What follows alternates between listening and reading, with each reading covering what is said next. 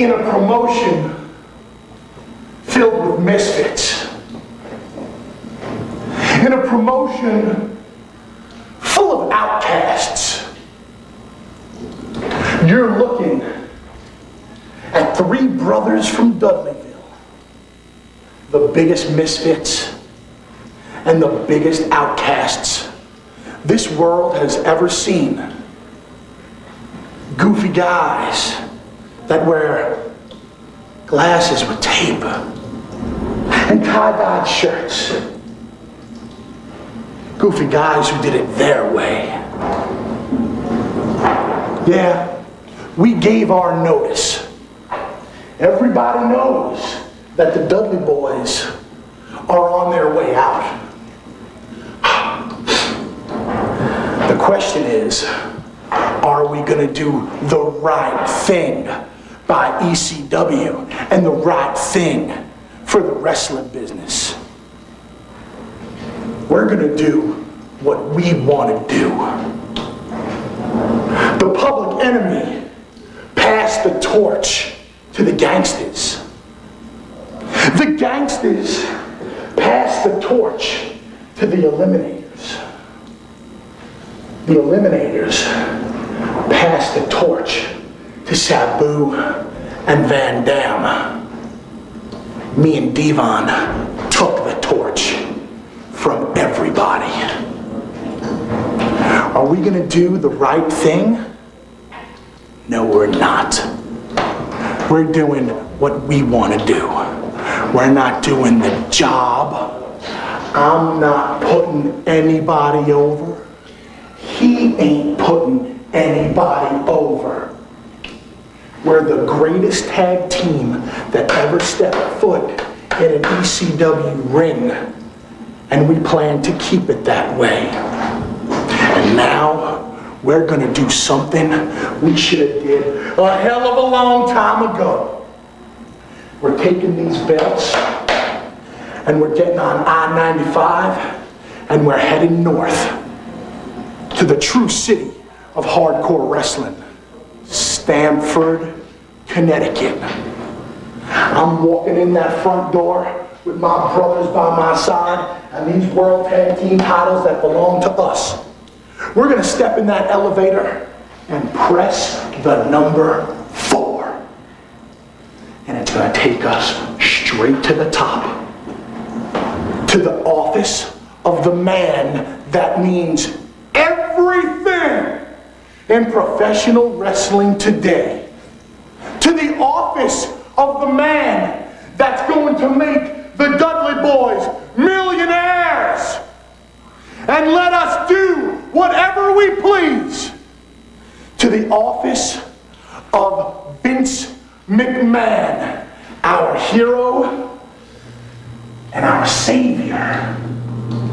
We're gonna take these belts, we're gonna lay them down at his feet and climb onto his altar and give him our souls. You people don't deserve to see the Dudley Boyz ever again. Me and Devon take great pleasure in taking the greatest tag team that ever lived and bringing it to greener pastures. We are the Dudley Boyz. And if you ever want to see an ECW World Tag Team title again, all you have to do is tune in to WWF Monday Night Raw on Monday nights. Now get the hell out of here! It's over! What you think I'm playing with you, boy? Get the hell out of here! Get the hell out of here! Right there! This is the Pro Wrestling Reflection Podcast with your host, the Professor Chalbelo Veracruz. What a run! Mr. Wonderful Tommy Wonder, And I will take the powers of those that have no fear! and the prodigal one, JB. The queen, yeah. The cream of the crop. Now it's time to go back in time in the time machine. The American dream must be wrong! Too sweet! The living legend, Bruno Sammartino.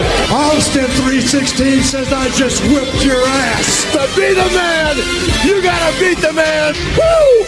Look at this. I don't believe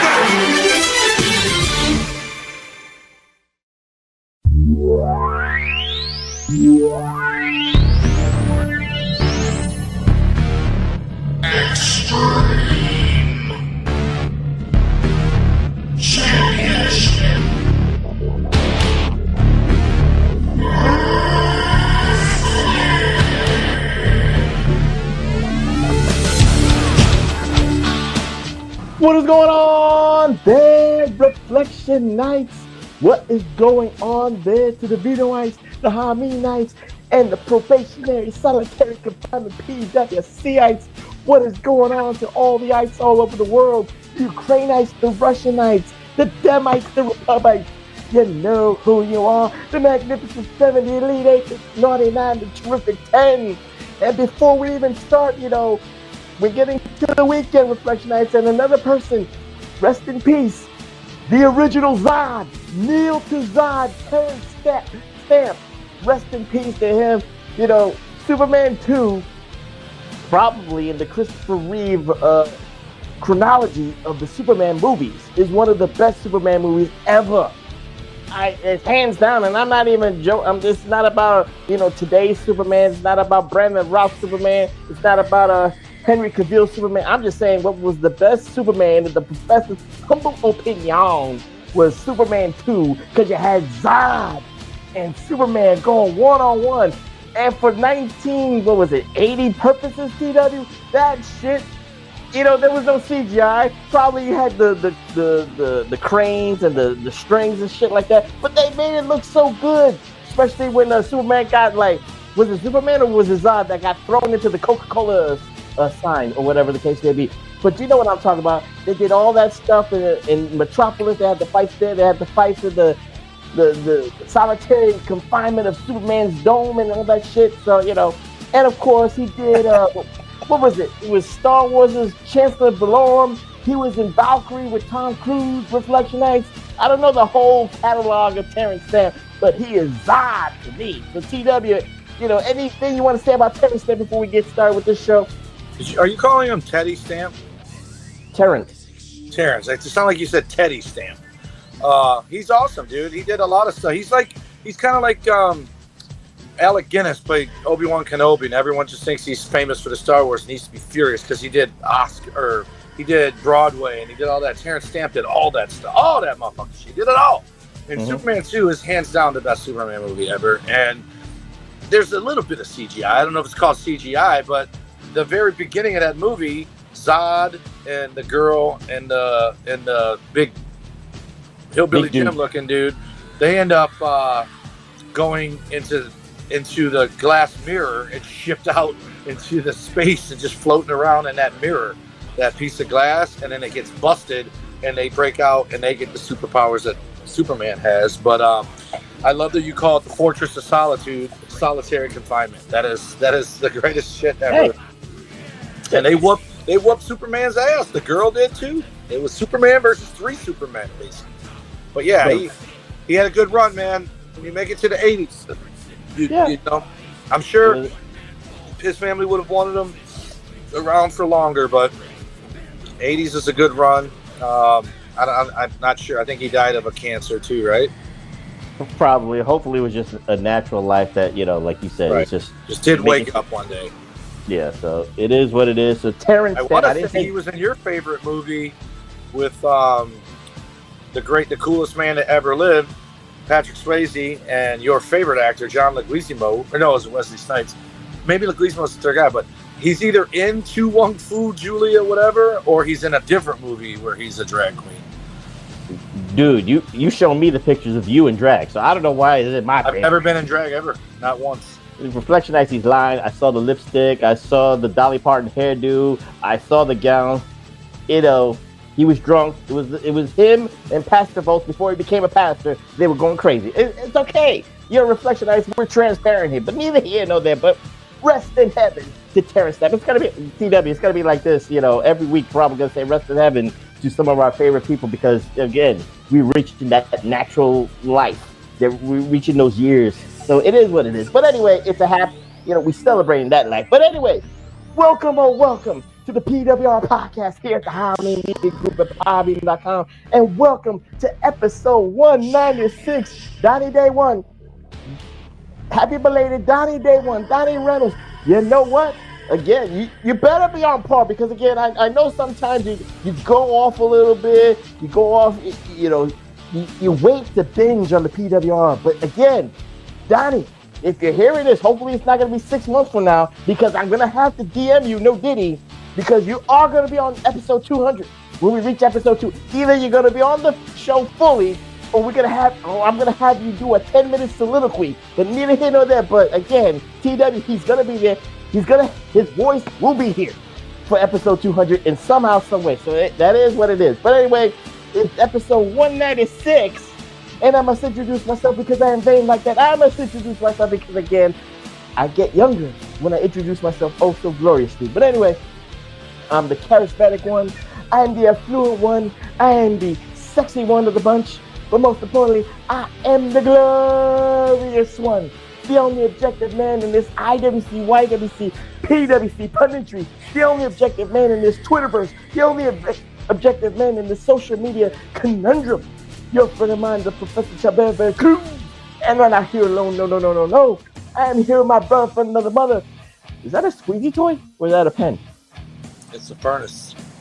Oh, it's a furnace? Oh, okay. But neither here nor there. He's the conservative liberal. The liberal conservative. Dum do it in its own. The iron stomach one. Dr. Frickin' Stein. And I thought it was a pen or I thought it was one of those squeezy toys. But anyway, neither here nor there. The undisputed, undeniable Detroit Rock City Universal Heavyweight Champion of the world. Tommy one day and his thumb is bandaged up. That's why I thought it was a squeezy toy. But neither here nor there. How you doing, my friend? Tired as fuck, dude. I am, listen, dude, every day I do something. I went and saw Rod Stewart last Tuesday. It was phenomenal. If he comes to your town, Floyd, this is it. This is the John Cena simultaneous tour with John Cena and Rod Stewart. The last time is now. Phenomenal. Wednesday, I don't know what I did. Thursday, I did something. Friday, I had to go on a away party. Saturday, I took all three of my daughters to see the Goo Goo Dolls. I've seen them 4 times. It was the absolute best time I've ever seen the Goo Goo Dolls. Sunday was yesterday. We did Sunday Fun Day at the Armada Fair and drank like Vikings. And today I did yard work and my arms are killing me. But don't they look huge? It's like Hulk Hogan passed on them 24-inch pythons to me. But I'm just tired, man. Tomorrow I got nothing. Wednesday I got golf and with Jeremy, who you know. You met him when I brought him to see you guys in New Jersey and New York. And then Thursday I'm going to hang out with my man Jeff Kavanaugh. I think I told you he has cancer of the stomach and the liver, I believe. So I'm going to go hang out with him and get some quality time in with him before he has his surgery. And then Friday and Saturday fantasy football drafts. And then Sunday church. And then I don't think I'm doing shit after that. Tired, man. The calendar is busy for TW right there. The calendar is busy for the PWR podcast. That's why JB hasn't been here for so goddamn long. Years ago it used to be the Kiss My Ass Club for JB, but now I think Ice got him this time. Not well, They took him back to Cambodia. I think they got him and they took him back. I thought his papers were legit. He's the HVAC king of South Florida for a reason. But again, if it's almost like Tony Montana. I saw that your cousins did that U-turn on the freeway in that semi and wiped out 3 people. I'm like, that guy looks just like Professor. But luckily I knew where you were. How the hell is that my cousin when he's from India? I ain't even from India, motherfucker. What the hell is wrong with you? You see what's hurting on my head? I got Canadian cousins and I'm from the U.S. You can have cousins from another country. Not from India. Jesus Christ, what the hell is wrong with you? But anyway, neither here nor there. Again, he's trying to say we all look alike because of my complexion. This is Jesus' You don't look complexion. shit like Remember the Bible. like This is the complexion of Jesus. I am Jesus. Okay? You know this. I'm glad we're recording this far apart because when that lightning rod comes through, I don't want to be there. I will throw the lightning to you, and that's my blessings because I am Jesus. So Because of now my you're complexion. Zeus. But anyway, neither here nor there. Again, this. And you're Hercules, is that all right? You're Hercules, right? That's okay? Hercules is a West Coast Avenger. He's a good guy. I like him. Okay. Well, or you could be Hercules Hernandez. Take your poison. Oh. But anyway, He's fucking welcome dead. to Why you make me a episode. dead guy? It's called an homage, man. It's called, again, flattery. Some serious form of flattery and all that stuff. See, Reflection Nights, he takes everything personally, no matter. But anyway, welcome to episode 196 here at the PWR Podcast. And we're doing one of my favorite organizations, TW. You already know that. The three letters that matter in the world of professional wrestling, and that is Extreme Championship Wrestling, or as I like to say, ECW, ECW. ECW and TW. I picked a very poignant episode, and not by fate that I chose August 21st, 1999 Reflection Nights, but I picked it for a special reason, TW, because you got to follow me here, because we always have to merge what's going on today with what's going on to yesteryear. And TW, I know you're not in those battles in Twitter, with those dumb trolls and the E-drones and the AEW sickos. But in 2020 Cinco Reflection Nights, I have to say this.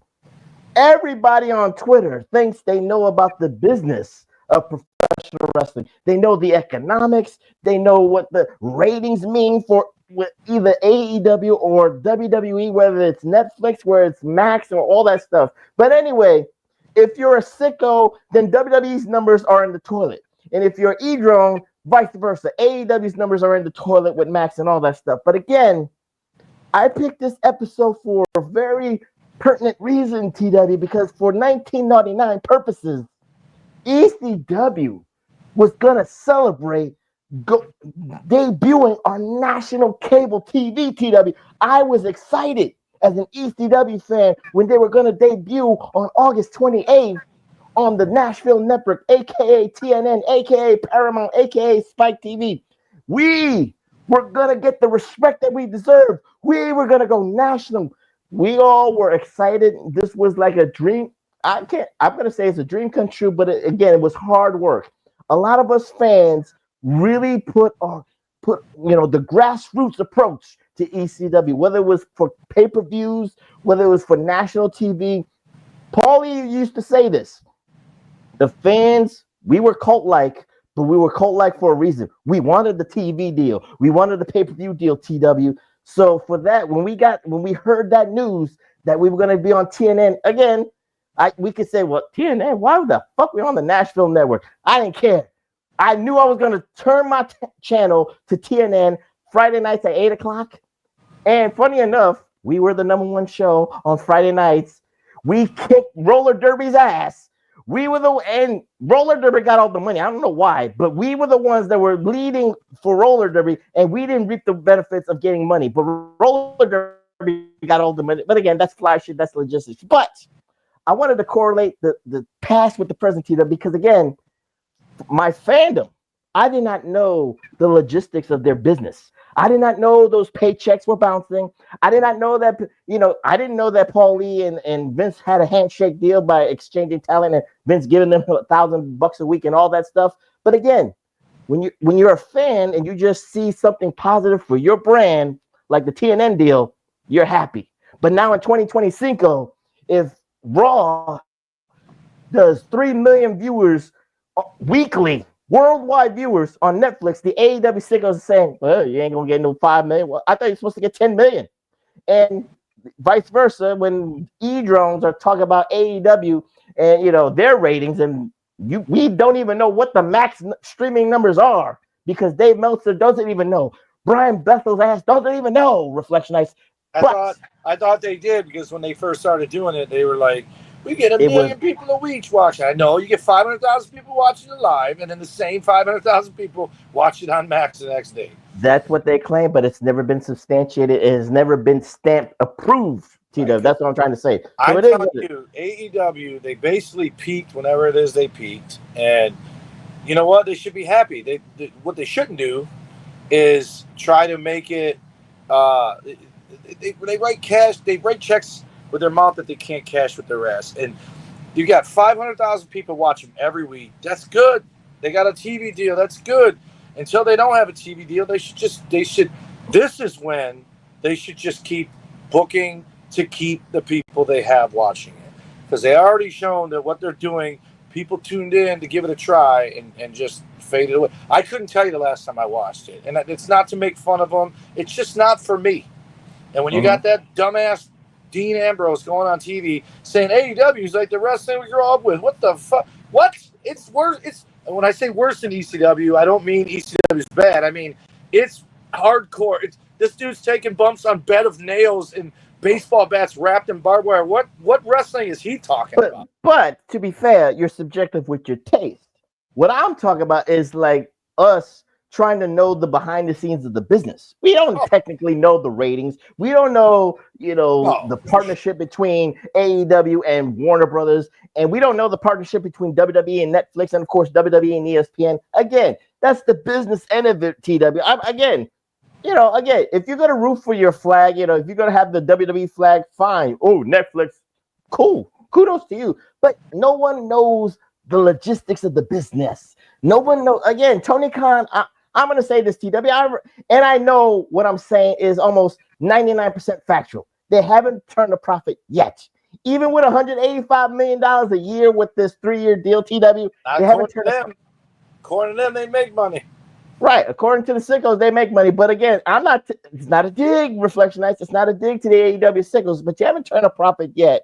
But you're going in the positive direction, just like TW said. So, for me, I'm just trying to correlate this with my fandom in 1999. I was elated with the TV deal. But if I knew then what I know now, I was like, oh, God, what the fuck, man? And all this stuff. I was like, it was almost like counting down to the dying days of ECW or even the end of ECW. Because I used to say, Reflection, I used to say this: I would love ECW until it goes bankrupt and out of business. Well, I did. I loved it until 2001 and all that stuff, but I did not know was it going to be that took over their time slot.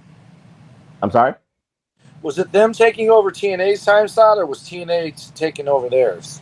No, they were the guinea pigs to get TNN or Spike, whatever you want to call it. Then Raw took over. Then Raw got the $100 million a year deal. I thought TNA was on the Nashville network. Yeah, they were, but then they took the cheaper deal because WWE went back to USA. Oh, okay. Because the reason I brought that up is this episode that we're about to review. Joey Styles takes a shot at TNA in the very beginning of the episode. Oh no, it was TNN. That's what he was trying to say. It was the Nashville network and all that stuff. But it wasn't. No. He took a shot at TNA.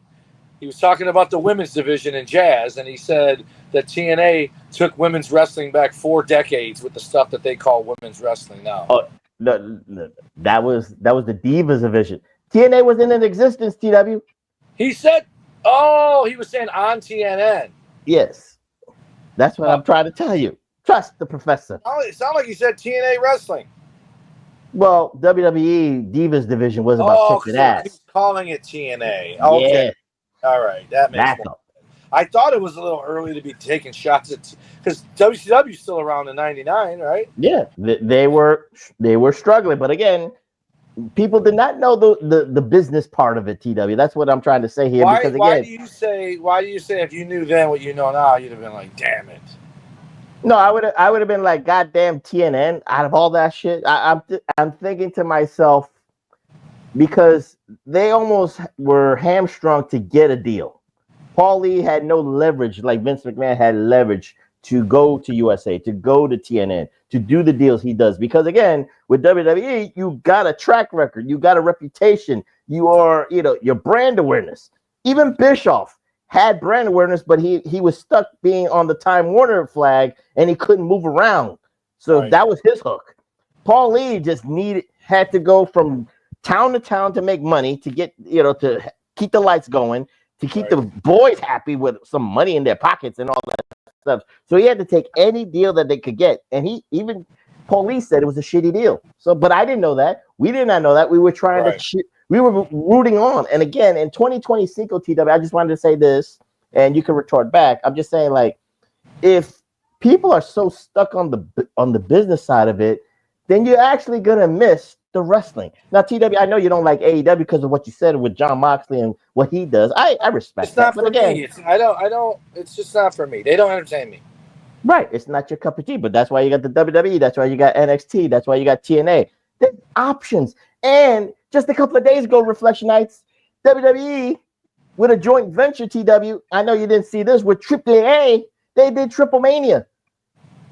And the biggest social media happening, TW, was 7-foot Omos and 1-foot Microman eye to eye. Well, supposedly eye to eye. But again, the visual right there had 100 million views, TW, within 24 hours. That's the beauty of professional wrestling Reflection Nights. It's not about your taste. Not a lot of people like Lucha Libre, TW. Again, for the American audience, they don't know what's going on in Lucha Libre. But to know Omos is 7 foot and to know Microman is 1'1", it's a funny image. And it got 100 million views. He's 1'1", give or take. He's really small. Wow. I'm being nice here. He probably is like 2 foot something. But again, he is very small. Nice is calling him half of what he is when he's only 2 foot something. Who knows? But anyway, neither here nor there. Can you watch that on Peacock? What? The Triple Mania? Stuff. Yeah. Well, that's on YouTube. That's on the WWE YouTube channel.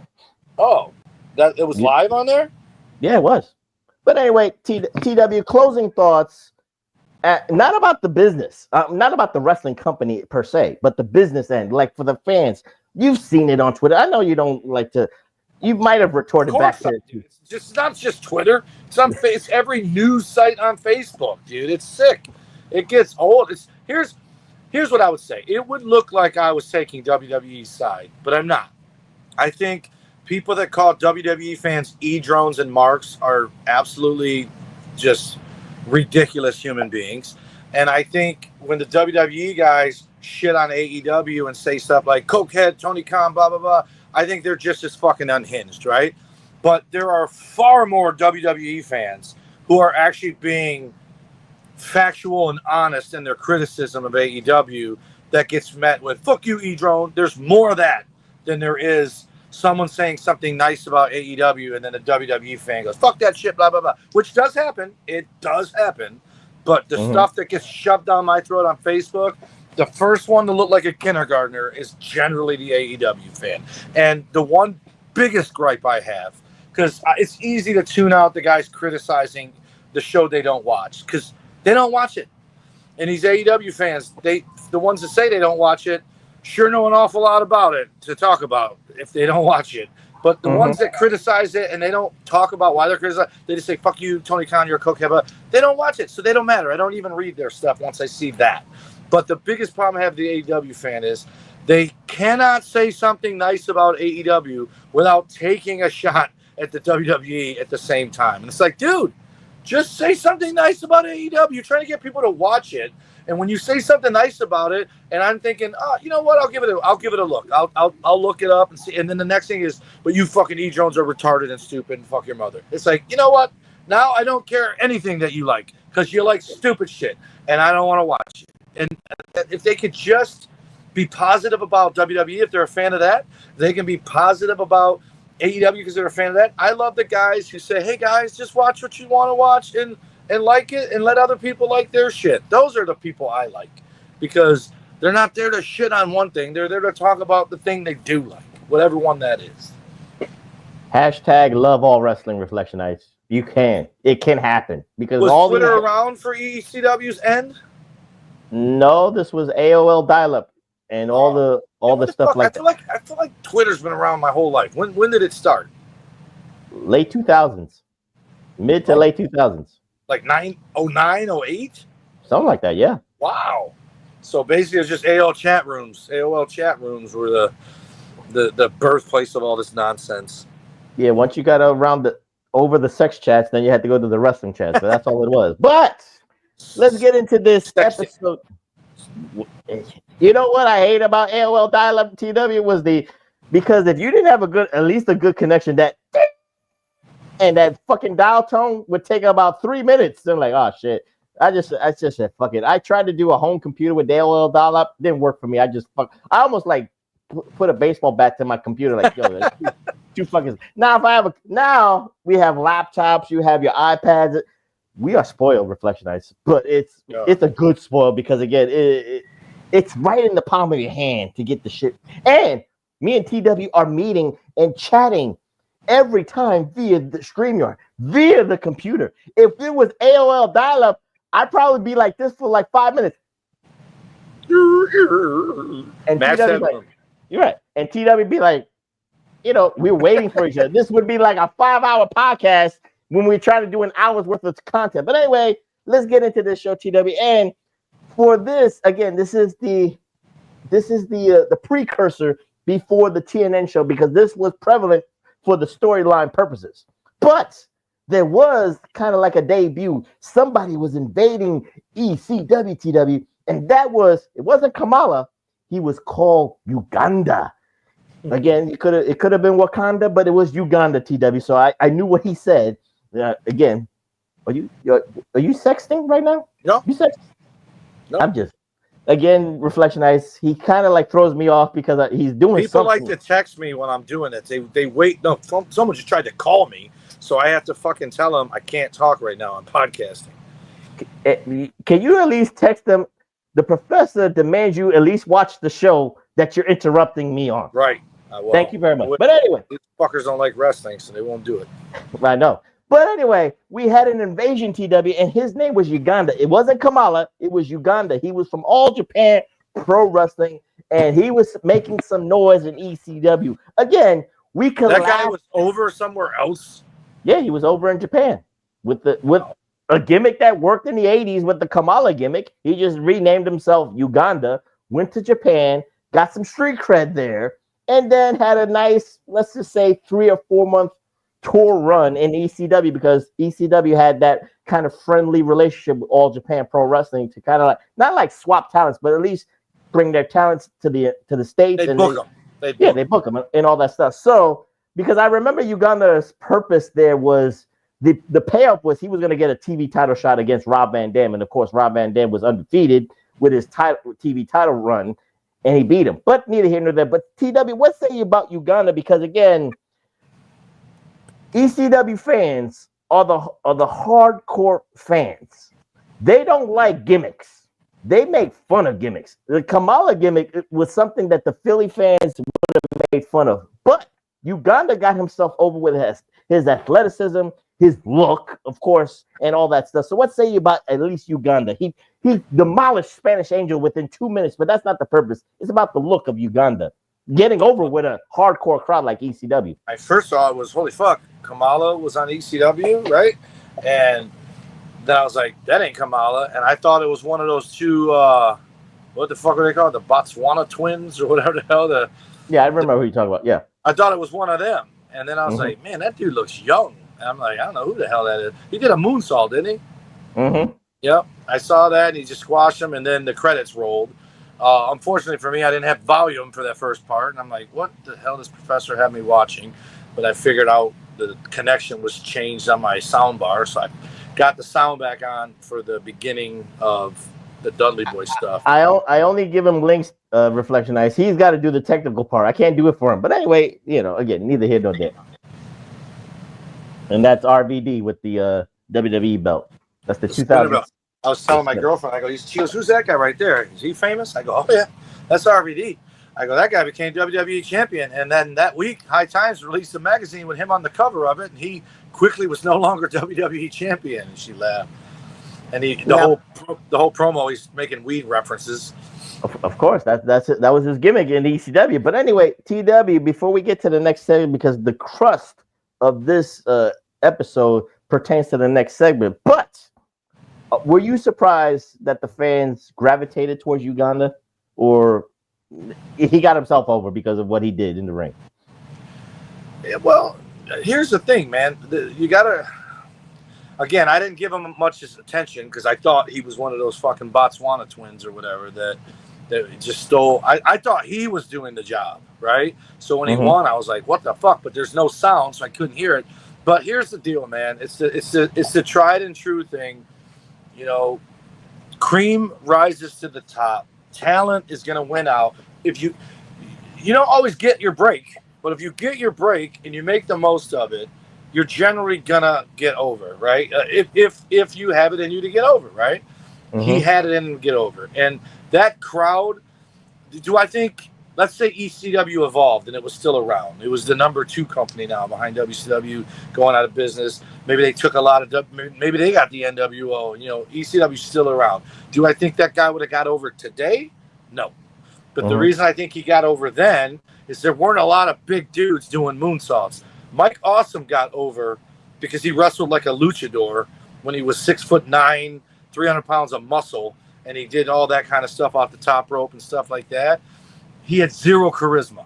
The guy had zero charisma, but his doing moves, and I think that's the difference between ECW in a whole to everybody else, is they did crazy shit. They didn't tell stories. They didn't have angles other than right there and then, right? They did tell stories, and Tommy Dreamer never won the title until the very end of ECW or whatever, or never beat Raven, whatever the thing was. That's 2 stories, but go ahead. I know what you're saying. But at the end of the day, that wasn't the front burner. That was the back burner. The front burner was the crazy shit they did in and out and around the ring. So to see that guy, again, I didn't have sound. I would assume they would have heckled him immediately. And then he probably did one move, and they're like, even a fucking squirrel gets a nut every now and again. Then he did another move, and then finally the moonsault, and they're like, oh, shit, we like this guy. Because he did stuff that he exceeded their expectations. Does that make sense? Book on cover, they probably expected nothing from this guy. Then he came out and over-delivered, so they liked him. Just like there's guys nowadays that don't get a chance, and I still think Karrion Kross is with WWE, but he slowly gets over. I don't necessarily think fans like him. I think he did enough shit on the internet to get people behind him, and then slowly he got over. Now it's contagious, right? But you have other guys who they just, I don't know how you feel about her, but Jada Parker, they can put her on NXT every week. I'm never going to like her. It's not her personally. She just does nothing for me at all. And you mean the butt? Miss Pocket Butt doesn't do nothing for dude, you? It's she. So basically, she always talks about, I'm Jada Parker. You better remember that. But every time she's wrestled for the title, she's lost. And it's like, how many times you put her in the title match to lose before? But the fans are slowly starting to cheer for her. But the other one I do like is Kalani, I think is her name. Kalani Jordan. But she's starting to become annoying, right? Like, she was good at first, and she was the first North American champion women. She did all that stuff, and then now it's almost like she's trying to be like Jada Parker, and it's poisoning the well, if you will. Like, if she just stuck to what she was.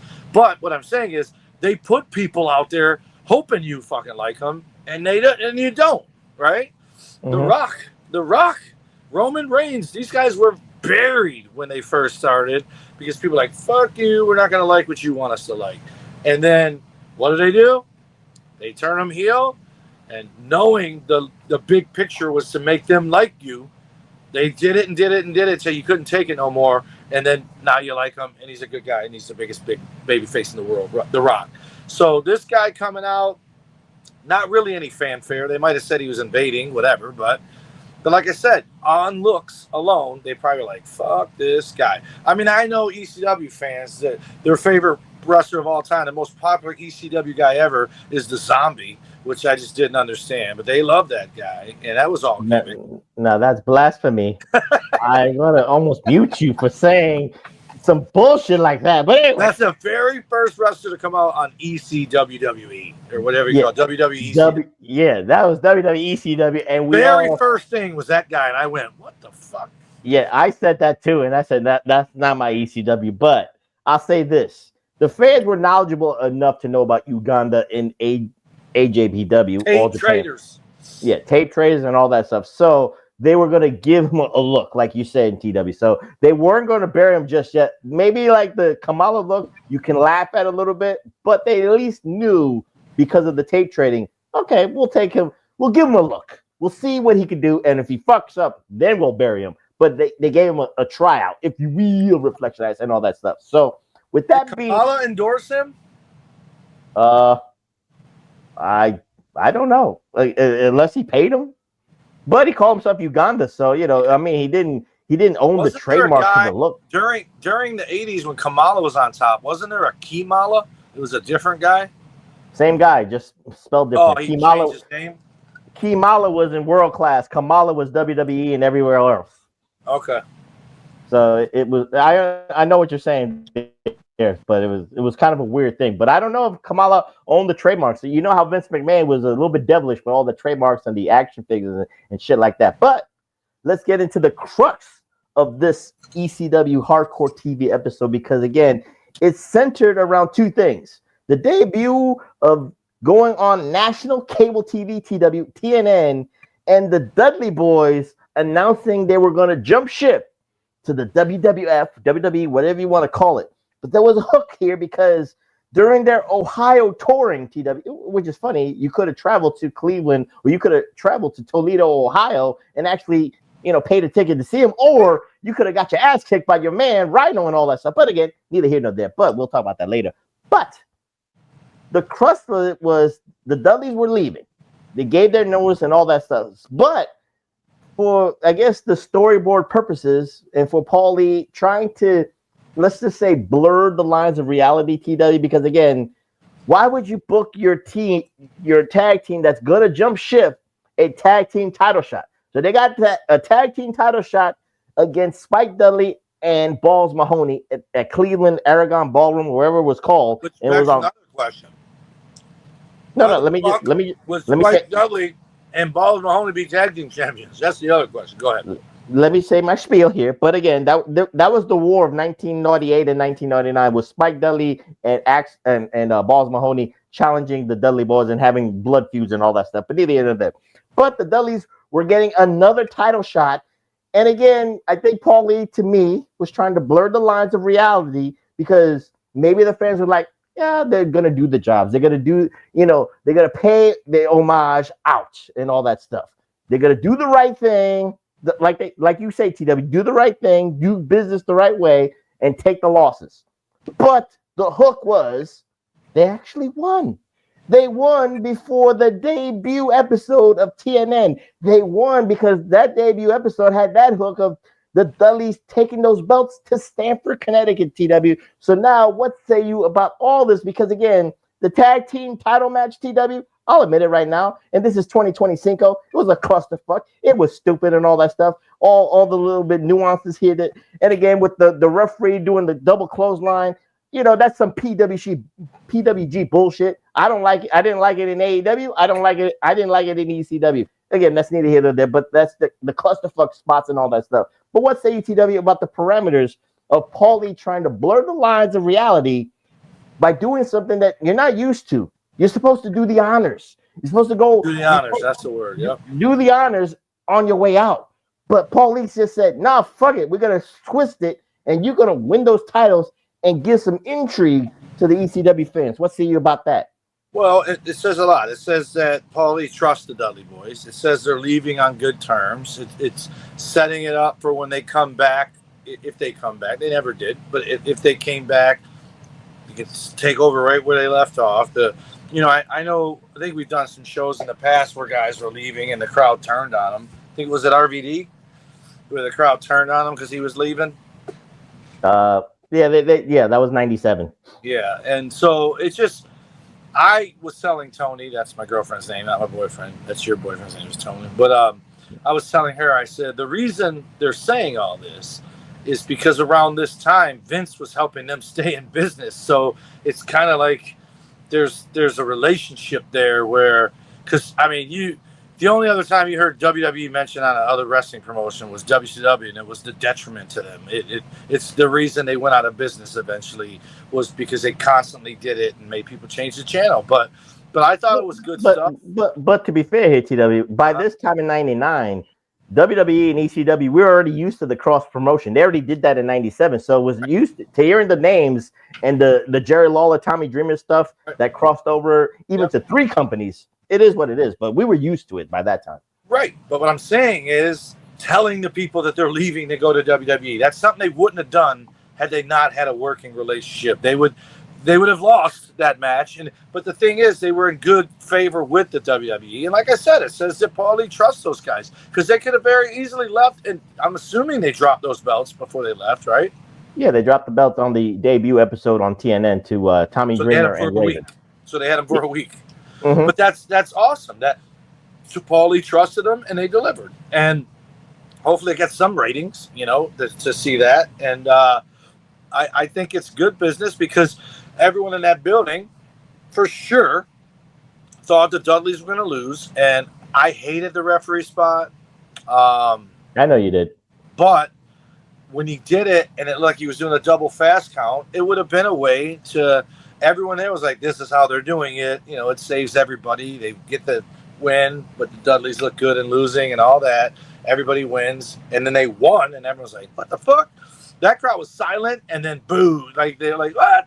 And so basically he's CM Punk, their CM Punk before CM Punk, where it looks like they're leaving with the belts and taking them with them and all that stuff. It was good. The match was everywhere, man. And I was telling Tony, when Dipshit jumped off the 3rd floor balcony onto Bubba and hit the floor first and kept holding his stomach. I go, dude, his feet hit the floor as his upper body hit Bubba's. He probably folded the wrong way, and that's why he was holding his stomach, because he probably hurt his back, but on the inside. I folded like that before. It ain't fun. You can't breathe for about 2 minutes. You're like just sucking wind. But that was insane.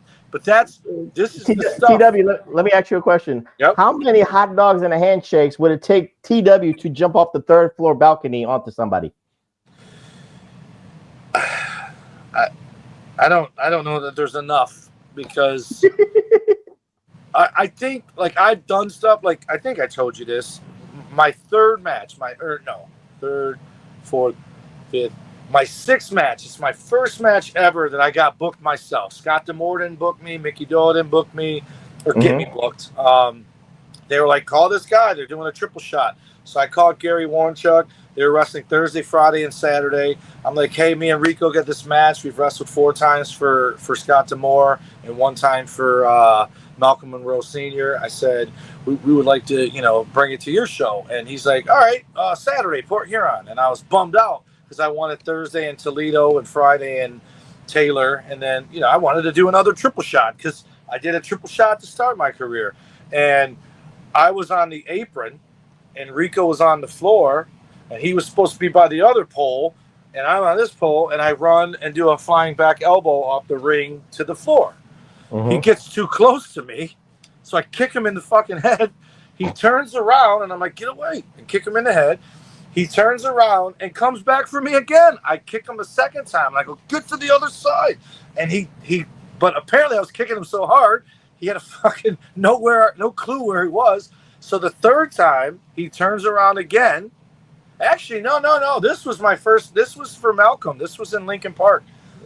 I kick him a 3rd time and basically knock him out. He literally just falls flat on the floor. This sounds like I'm pressing rewind and playing the same spot over and over again. That's what it looks like, dude.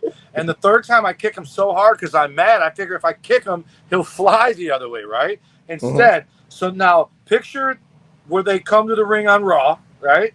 And if you're standing in the middle of the apron where, Sin Cara would jump and dive into the ring from there.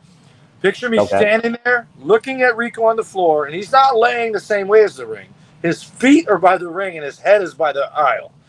And I looked around the building, and it was full, and I went, and I did the Macho Man elbow from the apron to the floor, no pads. And when I hit the ground, it was just, pow, and it echoed throughout the building. and there was a second of silence, and then everyone chanted "Holy shit!" The whole building, and all I thought when I heard it was, "This is gonna hurt," and never felt the thing. Now I have sciatica. I think that had played a part in it, but dude, when you're in the moment, I don't know that guy said, "I'm gonna dive on you from the third floor" before the match. I think he probably was feeling it, and they're doing all this crazy shit. And he's like, "I'm going up, catch me." Dude, if it ain't New Jack doing that shit, it's gonna be Spike Dudley. They both were crazy motherfuckers taking dives. They did like highlight reels on this show, and they show the choke slam from the third balcony through the stack of tables, where the guy lands on the first table, goes through the second table, and then just slides right the fuck off and falls the last few feet, and then I think the tables fell on him after that. That's insane. That's the stuff that I saw that I told you I want no part of it. I thought everyone did that shit. But like I said, if you would have knew me back then, I would have convinced you, and you would have been booked there, and we would have had some ECW on TNN matches with Los Rudos and Calavera Cortez. But again, I am Calavera Cortez. I'm just saying. Los Rudos is Calavera Cortez. You know what I'm talking about. But anyway, neither here nor there. I got some bad news for you towards the end of this episode, though. I know you will. Okay, but anyway, with that being said, again, Paulie did what he did that kind of shocked a lot of people, ECW fans, including me. I was like, oh shit, you're going this way. Because they really wanted you to be, because I will take your word, TW, to a degree that the storylines weren't that long. Certain storylines were in ECW were years, like Tommy Dreamer and Raven. I'm saying they weren't the priority, is what I meant. No, but his priority was, again, blurring the lines of reality to a degree, because again, we fans were at least smart enough to at least we were hip to the business to a certain degree. So when we heard the late breaking news of the Dudleys jumping, because that was, again, that hurt my soul that the Dudleys were jumping to WWE. But again, we understand the economics. We understand that, again, you want a paycheck that doesn't bounce. I respect that. Bubba and Devon did all they could in ECW for the years to become one of the best tag teams in professional wrestling in 1999. I know it ain't the Road Warriors, but again, they built a legacy enough with the ECW tag team division that jumped them to top 10 by that time. I'm sorry, it is the truth, but neither here nor there. Here's the thing, right? The thing that they weigh the AWA, WWF, and the NWA World titles that the Road Warrior has. Those are and I think they had Japan titles, right? The Road Warriors. Yeah, that's the stuff that they use to say the Road Warriors are the greatest of all time. It's definitely not in ring. They're saying they're the most decorated. The Dudleys did that. They were ECW. They were WWF. Technically, they probably had some version of WCW tag belts, and then they had TNA. Those were the only three places you could be champions and have it mean something. And New Japan. They had New Japan tag titles. So and maybe they're wrestling the Hardy Boys one last time for TNA. Maybe they got a match in AEW can win the AEW tag team. I doubt they'll do it at this point, but imagine if they did. They are in the conversation for the greatest based on accolades tag teams, because there's not a lot. You can't do that anymore. You know what I mean? Like look at Edge and Christian. I always only have WWE. They don't have ECW. They don't have NWA.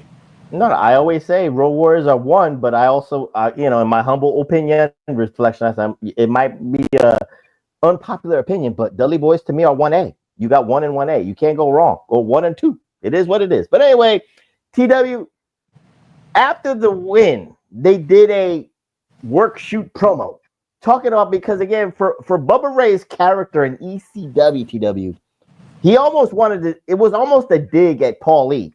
Because he started in like 1995, 1996. I know you didn't see ECW then, but he was stuttering. He did the but, and he was cute. And he was, he had empathy, and the fans, rooted him on. But by 1999, the Dudleys were so refined that they wanted to, they almost like got orgasms because they wanted to start riots. They shitted on the fans. They shitted on women. They called the women sluts and all that stuff. They called the men druggies and cokeheads and shit like that. And they were waiting to fight people in the back and all that stuff.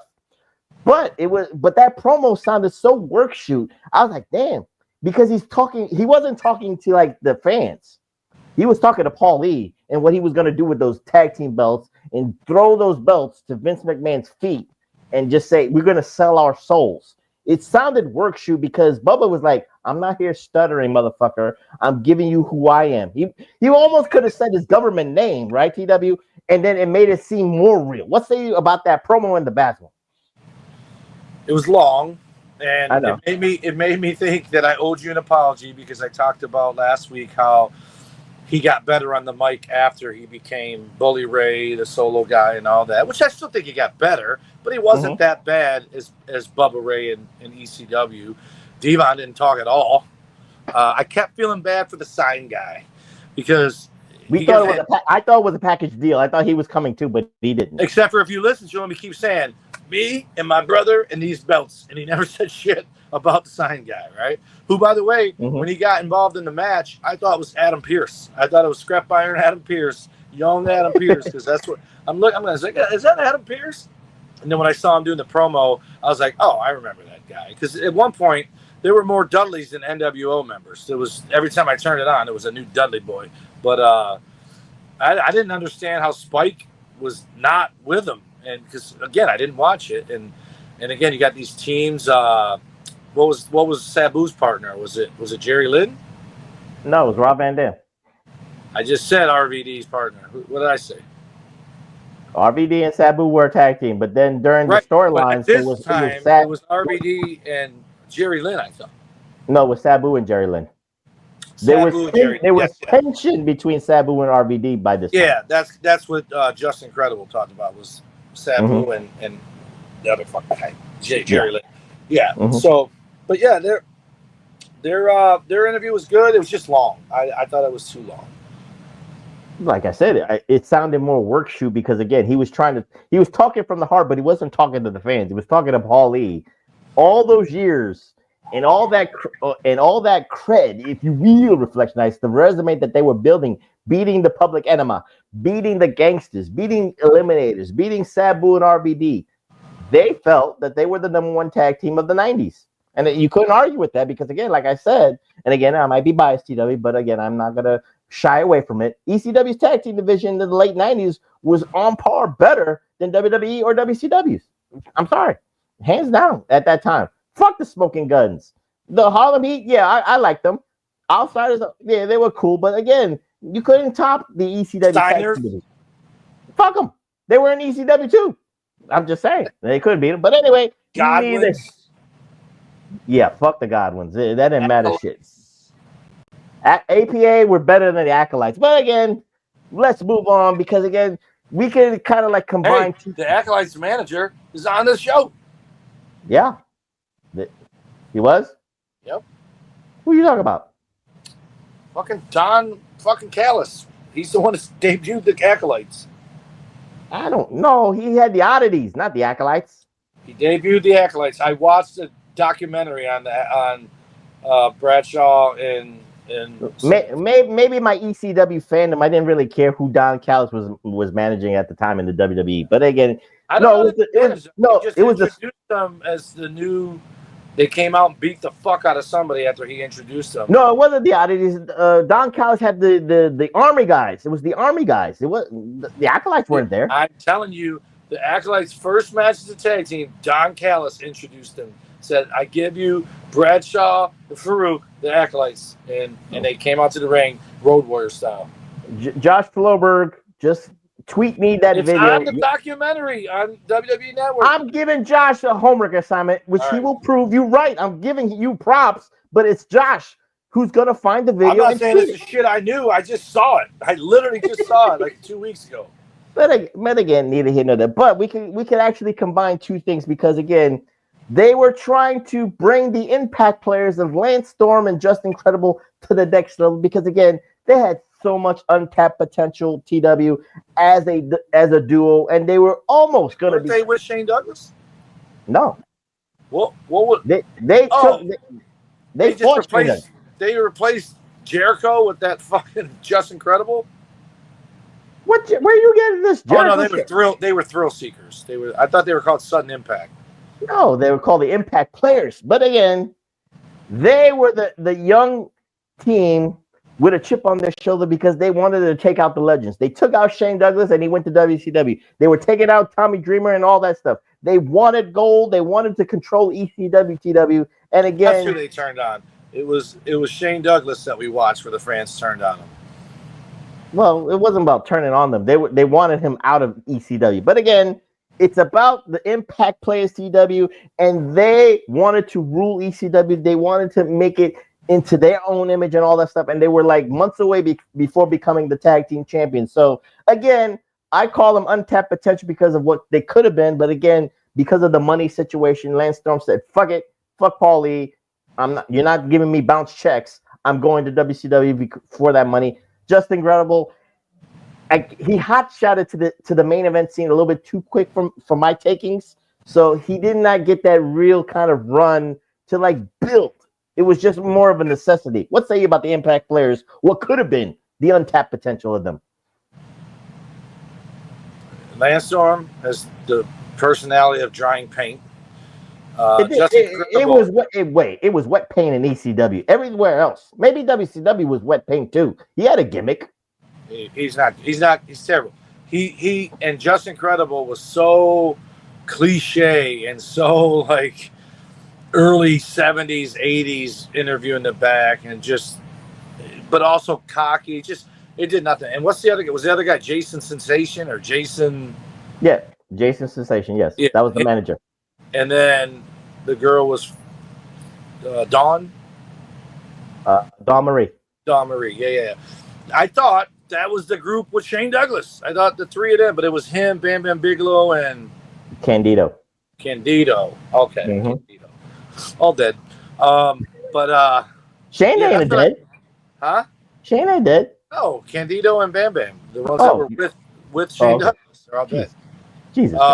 They just my honest opinion when I was watching them, I said to Tony, I go, can you believe that motherfucker was a member of the Clique? Because he's terrible. And I don't mean as a person. I don't know him as a somebody person. has to be the gopher, TW. So Justin Crow was the gopher. And nothing wrong with that. I just saw a clip of him wrestling last weekend or something, and holy shit. How did he look? Save your money. That's all I can tell you. Oh, dude. He looked like Ralphus is what he looked like. And he got attacked by somebody, and he just looked lost in the ring and just tired, like he probably really got hurt. Duggan's looking rough lately, too, but he's not still wrestling. Who knows, maybe. But he does appearances, so he probably does the clothesline, and that's the only bump he could take. But you say save your money. I say don't snort your money. That's what it is. That's what Justin Carrell It's the same thing. If you don't snort your money, that means you're saving it. Well, you could be gambling it too. But anyway, rough, dude. And the thing is, it's like you kind of feel bad for him because Scott Hall, Kevin Nash, Triple H, X-Pac, Shawn Michaels, and PJ Walker were the Clique. Mm-hmm. All of those guys had their problems, and someone took care of them. No, why is no one taking care of PJ? Unless he just does, maybe he shits on the help. I don't know. You ever heard the term asshole? That's someone that asks for advice and doesn't take it. That's an asshole. Well, you know, what can WWE do? They can only pay for the rehab so many times unless there's a limit. They have paid for his rehab? Yeah. Well, during the Vince McMahon regime, I don't know about the TKO regime. I mean, like, where's DDP? How come DDP's not helping this guy? If he's still got to wrestle for his money, help him get in shape.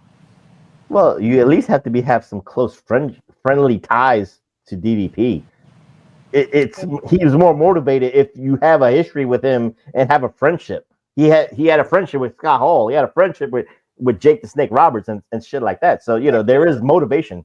So I don't know about PJ Walker, but again, I don't want that's allegedly reflection. Well, he's Scott Hall's buddy, and he's going down the same path.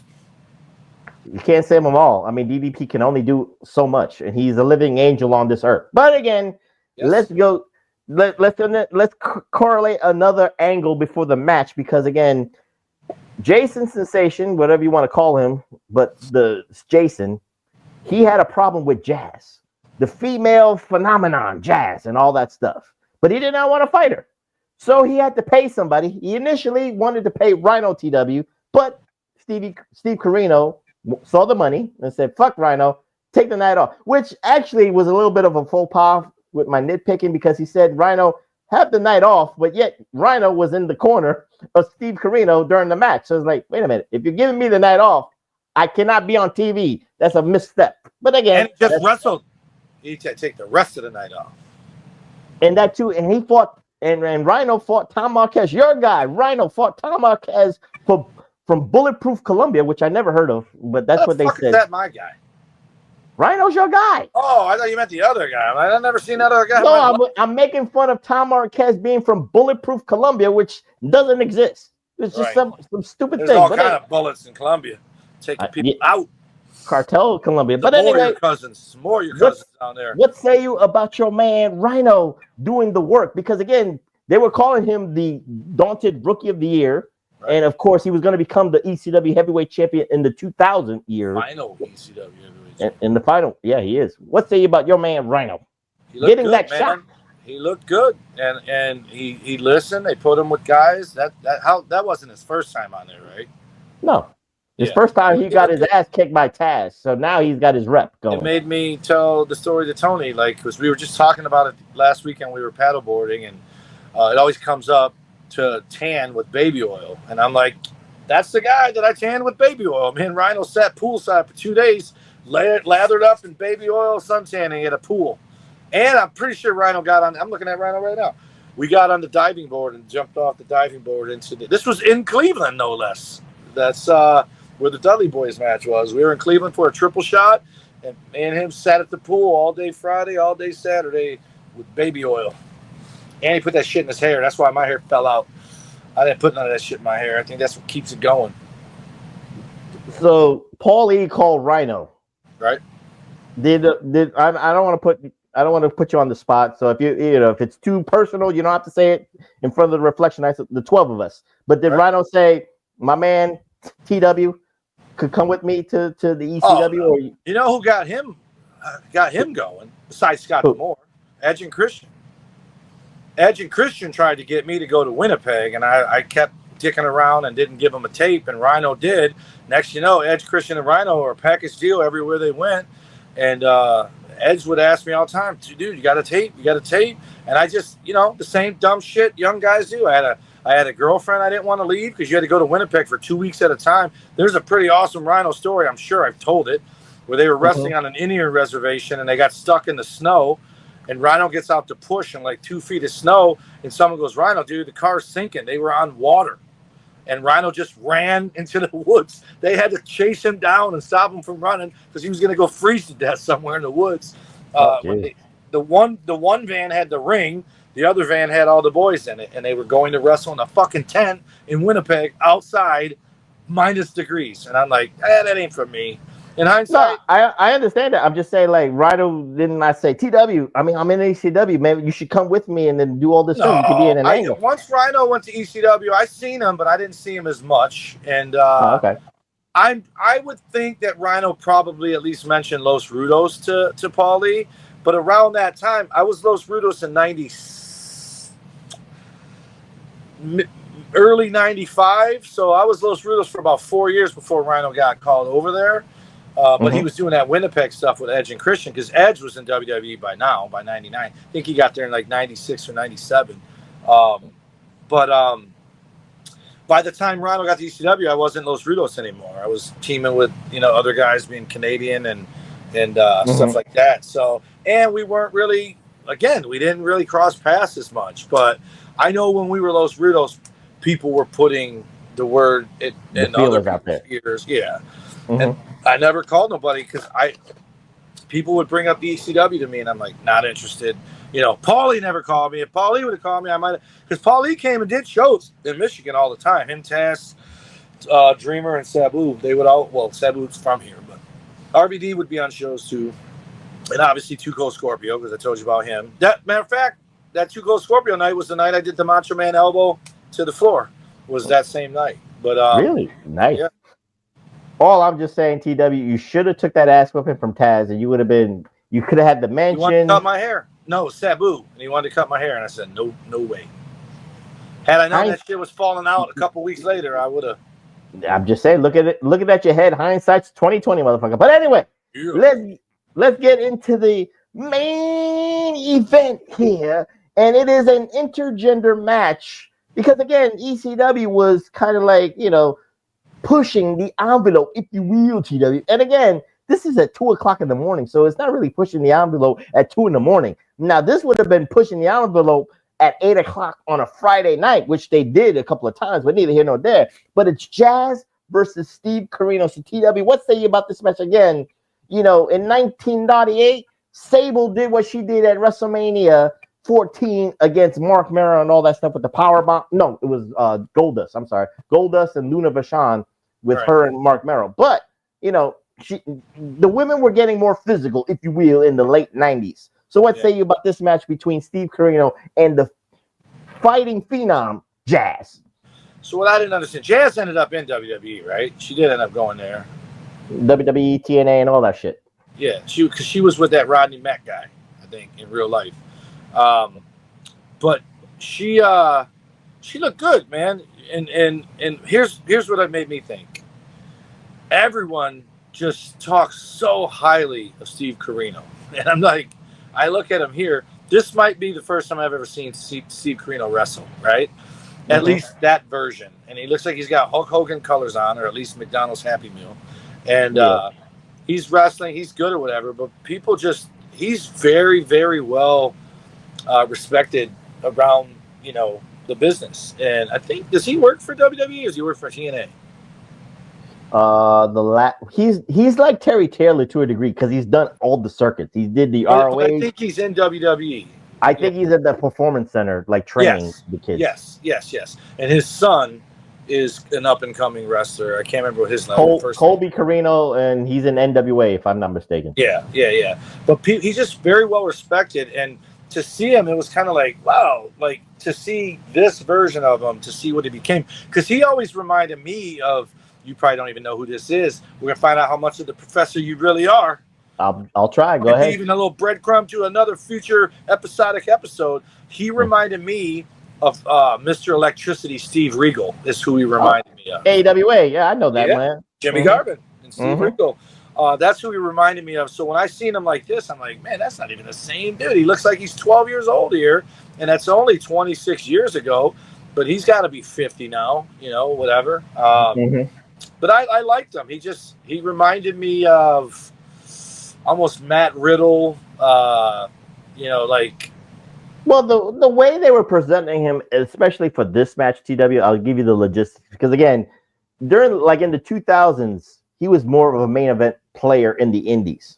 But here he's the cocky, young, pretentious prick.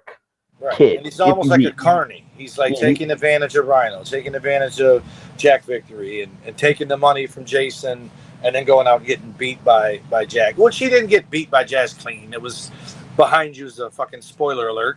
But I liked it. And I liked that, like, other than the chops he did to her, he didn't punch and kick her. He did wrestling moves to her, right? But also took them.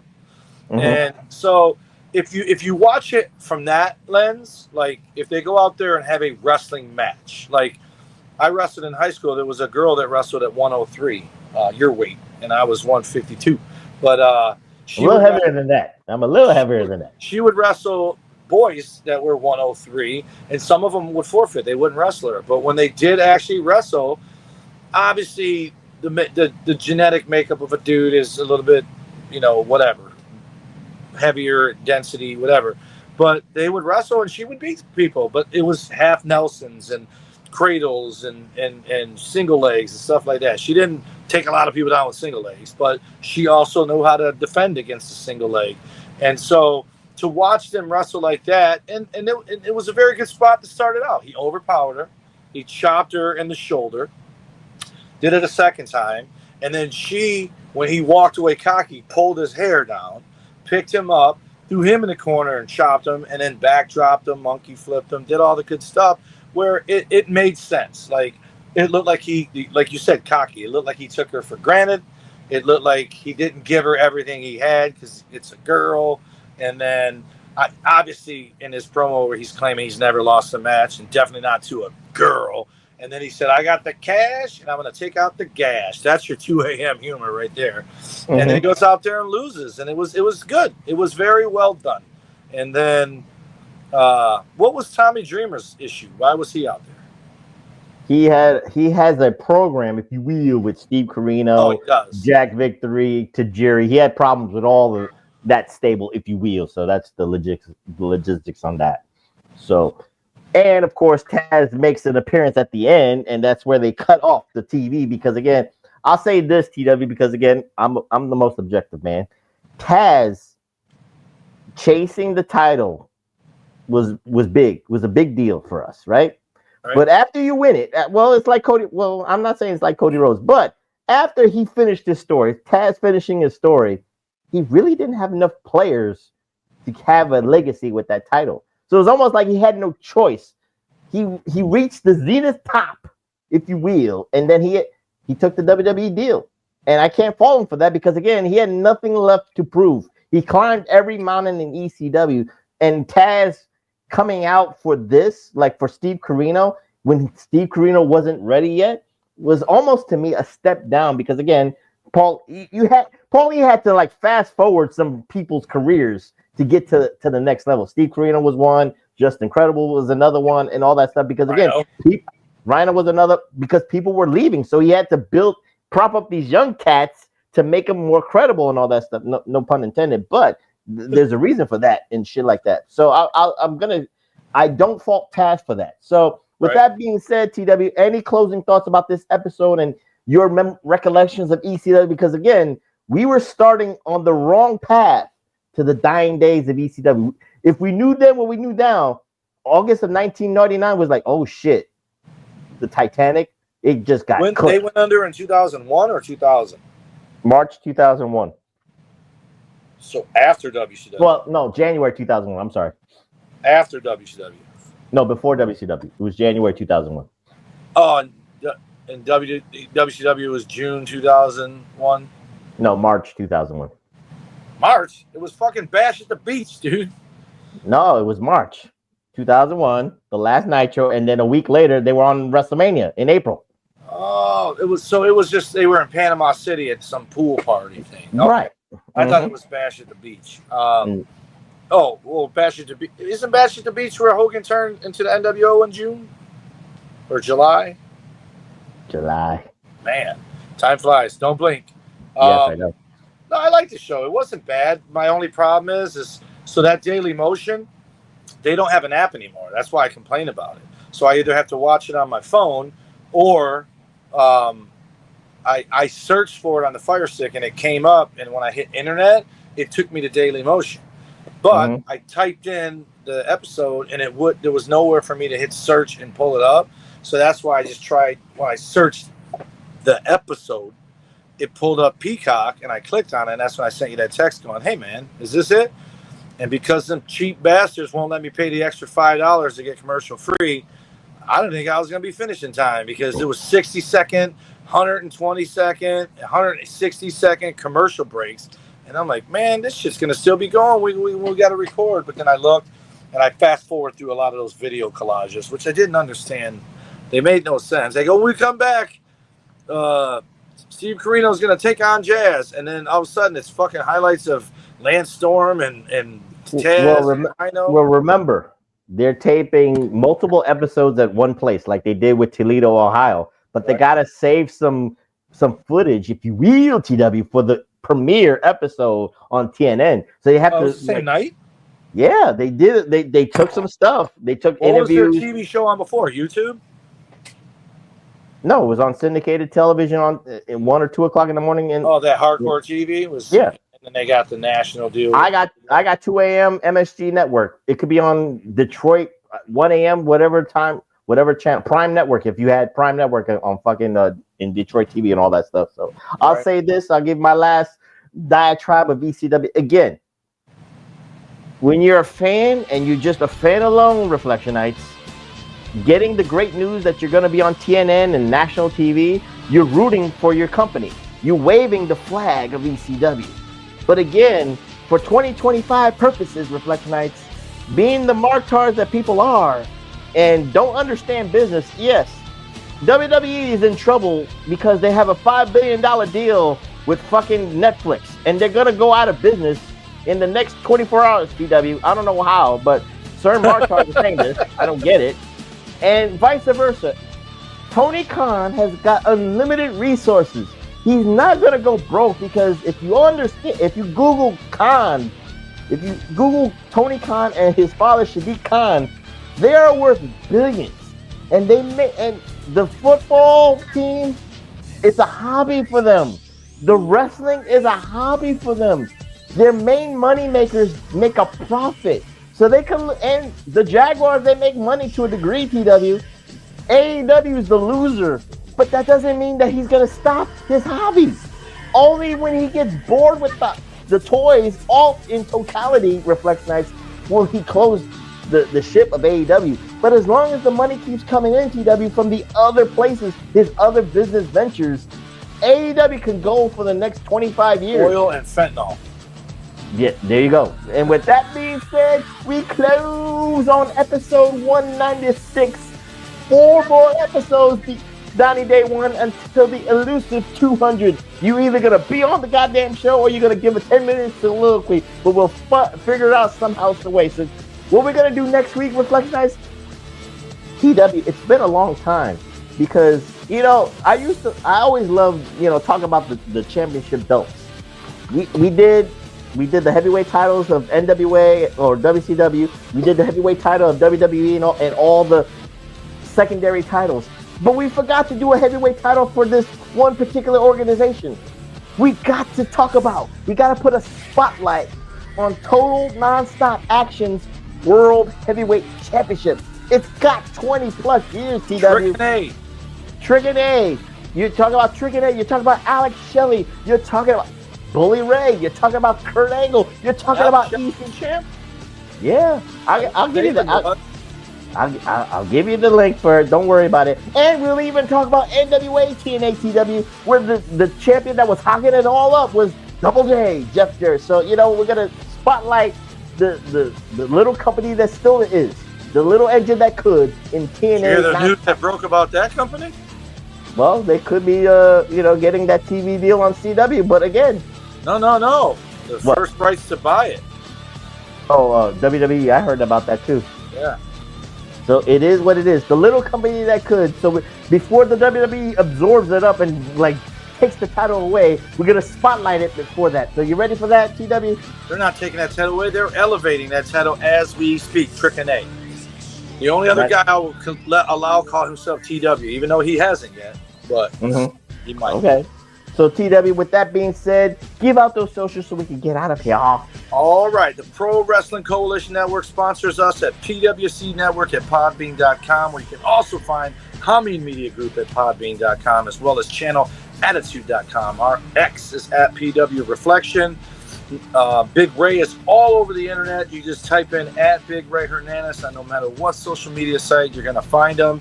He's every Wednesday live on YouTube on Next Level Podcast. And he's also every Tuesday on there for the Raw Recap. Is that what that's called? Yep. I like it raw. No diddy. He likes it raw. He likes to like Professor in the DM. And you can find me on Instagram and X at TommyWonder19. Snapchat is #Wonder. Facebook.com/Tommy Wonder. And my other X and TikTok are at the Tommy Wonder. And you can find Big Vito and Noel at the Big Vito brand on TikTok. And you can find me on the Twitter or X at PWSO PRF, that's PWSO Prof. And you can find my YouTube page at PWSO Prof, the Pro Wrestling Reflection YouTube page, where I will upload this episodic episode in a couple of days before the weekend, if I get it from Big Ray. Follow my brothers in arms, Billy Ray Valentine at Obi-Wan You Know Me, and of course, the king of the reactions, 8-Track Brown at the number 8, TRSA Brent. And again, next week we are going to do a pro wrestling spotlight on the TNA World Heavyweight Championship. So with that being said, I'm the professor. That's Mr. Wonderful, WWA's on the Iron Stomach One, Dr. Freaking Stein, and the undisputed, undeniable Detroit Rock City Universal Heavyweight Champion of the world, the Tommy Wonder, saying good night, and we'll see you next time here at the PWR Podcast at the Hameen Media Group at podbean.com. Peace. Peace. That's all you got? with all the ECW stuff. And I don't. What the fuck am I doing? Hoof, hoof. I don't even know what the fuck the dumb is.